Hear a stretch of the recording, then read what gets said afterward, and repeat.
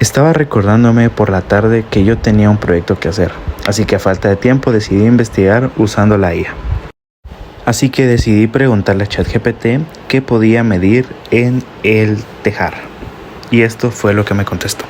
A ver qué dice. Monumentos en el tejar. Me estás poniendo difícil la búsqueda.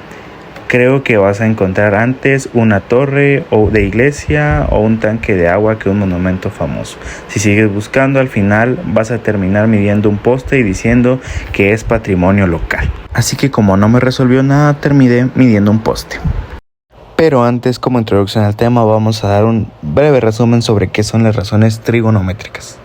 Son las relaciones entre los lados de un triángulo rectángulo que se utilizan para calcular longitudes y ángulos desconocidos. Las principales son seno, coseno y tangente. Bien, ahora que sabemos qué son razones trigonométricas, pasamos a hacer nuestro proyecto de medición. Bien, algunas de las herramientas que nosotros vamos a utilizar para este pequeño proyecto son las siguientes, las cuales son muy fáciles de conseguir o que tenemos en casa.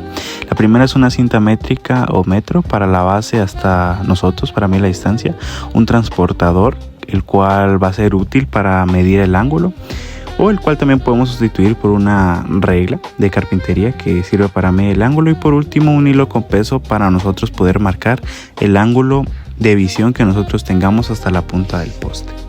Y por último, si hace falta, algo para anotar nuestros datos y luego operar.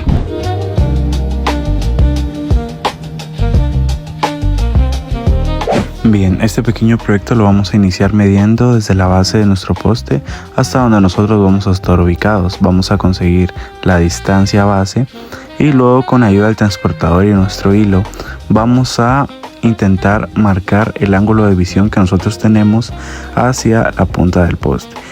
Vamos a iniciar girando un poco el transportador hacia arriba en línea recta con nuestros ojos, intentando apreciar la punta del poste, y con la ayuda de la cámara que la tenemos a la par vamos a marcar bien cuál es el ángulo que tenemos. Ahora que tenemos definidos nuestros datos, pasamos a operar. Bien, aquí una pequeña representación de mi procedimiento con el cual determinar la altura de nuestro poste. Primero vamos a utilizar la razón trigonométrica de la tangente, que involucra el cateto opuesto y nuestro cateto adyacente, y los vamos a sustituir como la altura del poste y nuestra distancia de la base. Bien, después vamos a despejar para h, que es lo que nosotros queremos averiguar. Una vez sustituidos los datos originales, tenemos que h es igual a nuestra distancia base por la tangente de nuestro ángulo. Esto es igual a 8 por la tangente de 40, la cual metida en la calculadora nos da 6.7128. Una vez hecho este procedimiento, tenemos una parte de la altura de nuestro poste, ya que falta hacer algo muy importante para determinar la altura total, que es medir la distancia del suelo hasta nuestros ojos. Una vez conseguido ese dato, pasamos a sumárselo a la cantidad que teníamos anteriormente. Entonces completaríamos la altura total de nuestro poste, que quedaría como 8.3428 metros. Pasamos a hacer lo mismo con otro poste un poco más pequeño para verificar nuestro método. Volvemos a realizar los pasos de medir una distancia base y volver a calcular un ángulo. Una vez conseguidos estos datos con nuestro procedimiento de medición, pasamos a hacer la operación.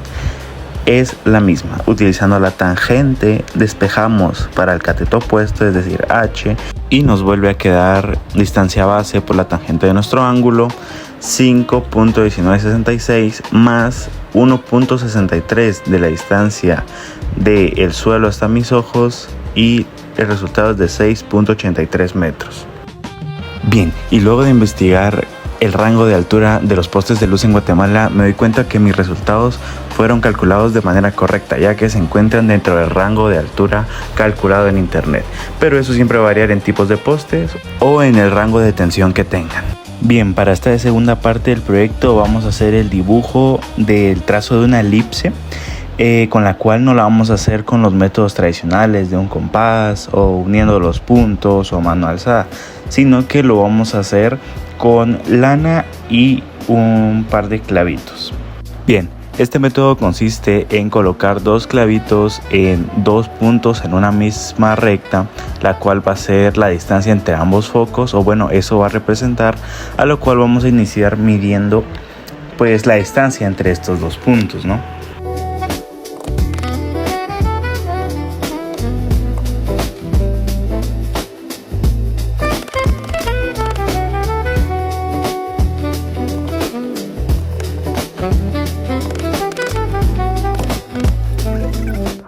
5 centímetros. Aquí ahora vamos a colocar la lana alrededor, ¿ok?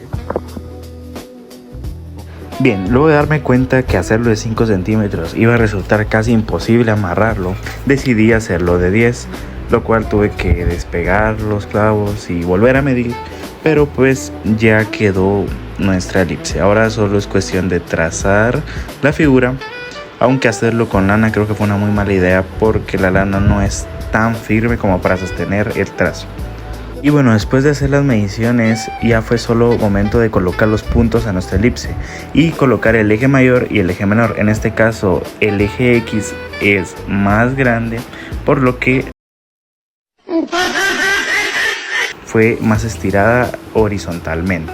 Así que así quedó ya con todos los puntos puestos.